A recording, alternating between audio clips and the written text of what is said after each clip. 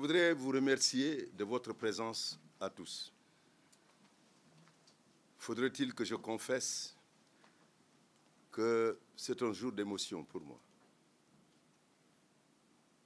Mais en vous voyant unis et réunis autour de la fraternité de sang, la fraternité de l'espoir, la famille, les amis, pour ici, dans une certaine mesure, commémorer la mémoire d'un illustre disparu, je vous nomme Soro Samba Diop. Nous le faisons ici, dans cette salle du ministère des Forces armées. Et je voudrais, pour la petite histoire, vous dire que le ministère des Forces armées n'avait pas de siège, même si c'était un ministère, de souveraineté.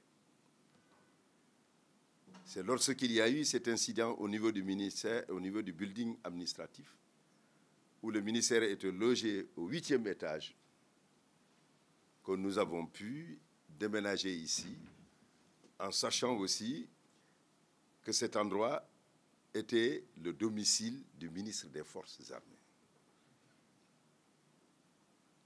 En vous disant que Medoune Fall y a vécu presque 10 ans. Et d'autres gradés également. Il était en quelque sorte abandonné. Nous l'avons réhabilité, c'était un projet commun.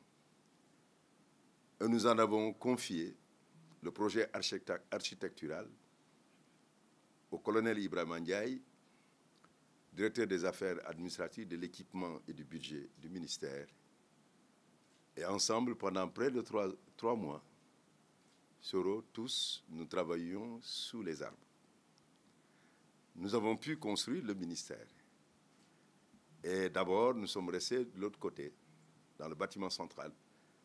Et nous avons fait cette partie. Et cette partie, c'est le nouveau ministère, c'est l'aile, nous appelons ça l'aile gauche, parce que l'aile droite aussi est en construction. Et nous nous sommes dit que c'était quelque chose d'important pour les futurs ministres qui vont tous être ici. Ils disposeront donc d'un ministère des Forces armées. Et le hasard a voulu que la salle que devait occuper Soro Diop est en face. C'était son bureau. Et nous avons discuté entre nous. Et à l'unanimité, tous ont décidé que cette salle de conférence du ministère devait porter son nom. Donc, nous en faisons le baptême, l'inauguration ce matin.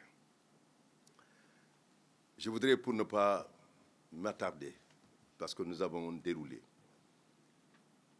rappeler quand même que ce vendredi, c'est le 22e vendredi que nous sommes séparés de Soro. Le dernier, il était avec moi. Ce matin, on part de la porte, allant rencontrer la directrice de cabinet, Madame Aminata Fall Cissé, que je félicite que le président de la République Macky Sall vient de nommer ambassadeur du Sénégal au Brésil. Son Excellence, Madame l'ambassadeur Aminata Fall Cissé, mes félicitations. Et nous avons échangé. Il a parlé de Mohamed qui devait faire son récital de Coran le dimanche. Mais l'avant-veille, pour dire que nous avons un homme de lettres qui est engagé essentiellement dans le partage du savoir. Il était venu me voir, comme d'habitude, en me disant, voilà ce que je viens de découvrir ce matin. C'était le discours de Victor Hugo, l'auteur des Misérables. Discours qu'il avait prononcé au Congrès international des écrivains le 17 juin 1898 à Paris.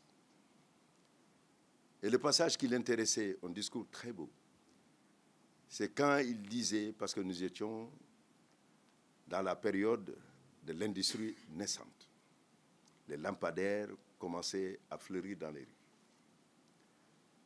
Dit de mettre des lampadaires, songer à éclairer les rues, mais songer à éclairer les esprits. Songez surtout à éclairer les esprits. Parce que il était un irréductible qui voulait lutter contre l'obscurantisme, contre l'ignorance qui est un crépuscule en tombeau. Et il voulait en élargir les frontières, en éloigner les frontières. Et c'était ça aussi le combat de Soro.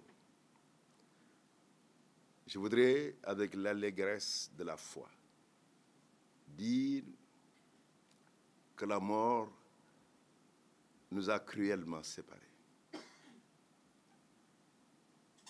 La vie nous avait fraternellement unis. L'éternité nous réunira dans l'espérance. C'est ma foi. Je vais donner la parole à celle qui va décliner ce qui sera l'oraison funèbre que nous avions prononcée. Mais auparavant, si vous le voulez bien, je voudrais dévoiler la plaque qui est devant vous.